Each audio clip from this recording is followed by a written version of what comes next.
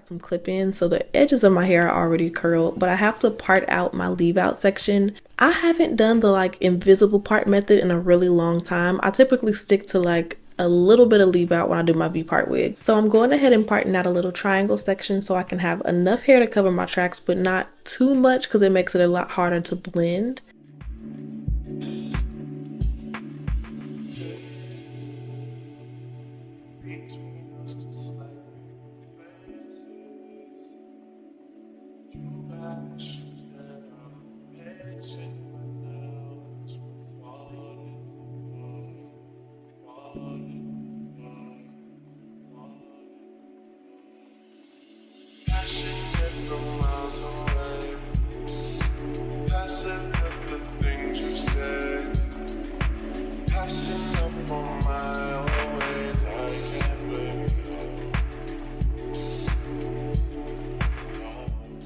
And once I have everything sectioned out, I'm going to go ahead and twist it up so it's out of the way.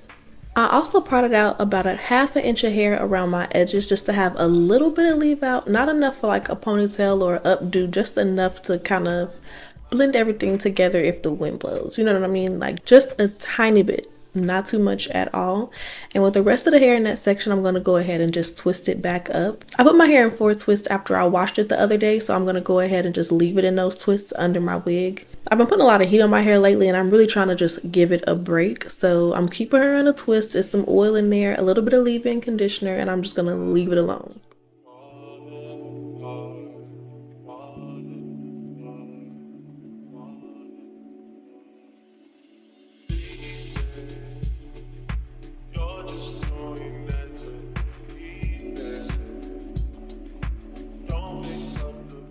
In order to create a flatter base to lay under my wigs, I'm going to put all the twists back into a ponytail, and then I'm using bobby pins to pin everything in place so that I can have it really flat under my wig. I love my hair, but because it's super thick, sometimes I kind of have to tweak techniques, and if I'm not going to braid my hair under my wig, I have to really make sure that I have it pinned down and have it some type of way so it can be as flat as possible. I really don't want to have a bulky install, you know?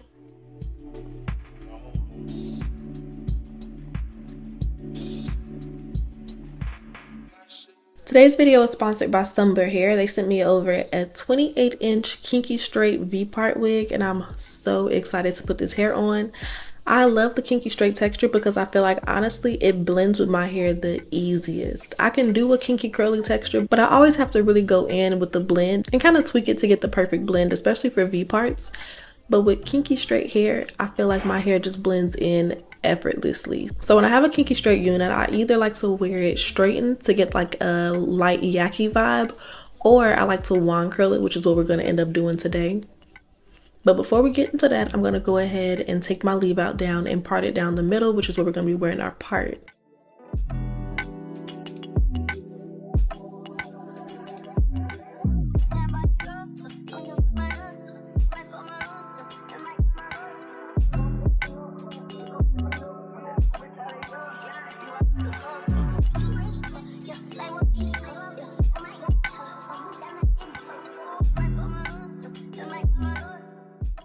And it just blends into my hair effortlessly. We haven't even started the styling process yet. Before we get into that, I want to work on the cut. So I'm parting out my hair in front of my ear, and I'm putting some face framing layers into the wig with my razor comb. You can use scissors, but I feel like a razor comb is a little bit more forgiving because it doesn't take away as much hair and you get a more soft look. The ends aren't super blunt. I feel like with wand curls, if you have super blunt ends, it doesn't look as natural.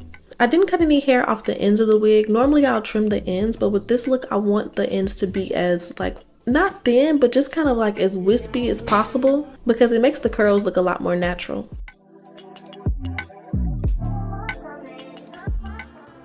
To style the wig, I'm going in with my wand curler and I'm taking small sections around the one that starts big and gets small at the end.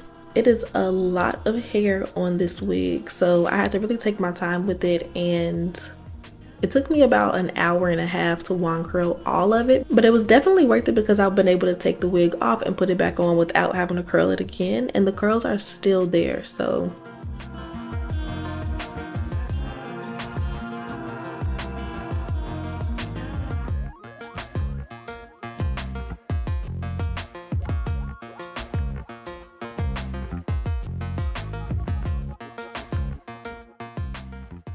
I went ahead and wand curled this entire row, and after I finish each row, I'm spraying it down with a little bit of hairspray to give the curls a little bit of extra hold and some texture so that it has a little bit more volume when we go ahead and brush everything out.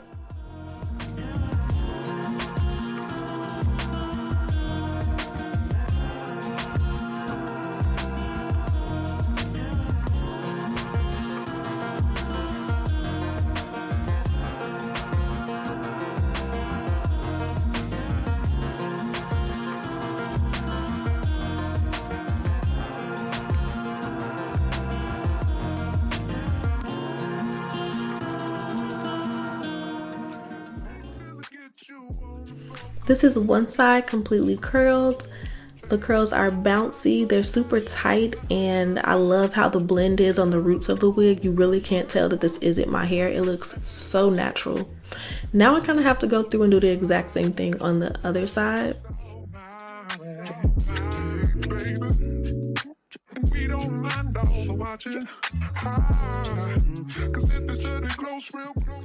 And I take the last curl and start it as far up the wand as possible so I can get a big curl in the root so it frames my face a little bit better. And this is what it looks like when all of the curls are in the hair.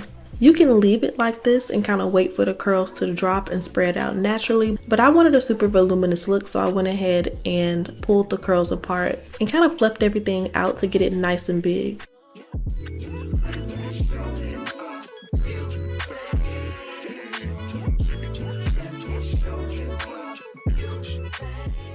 Now, of course, we had to go ahead and tidy up the baby hairs, and this is the finished look. I love the curls. The texture on his hair is perfect. I've had this wig for like a week. I've put it on, put it in a bag to store it, put it back on, and the curls are still there. So I guess it was worth the little hour and a half. I hope that you guys really enjoyed today's video. All of the information about this hair will be down below in the description bar, and I will see you guys in my next one.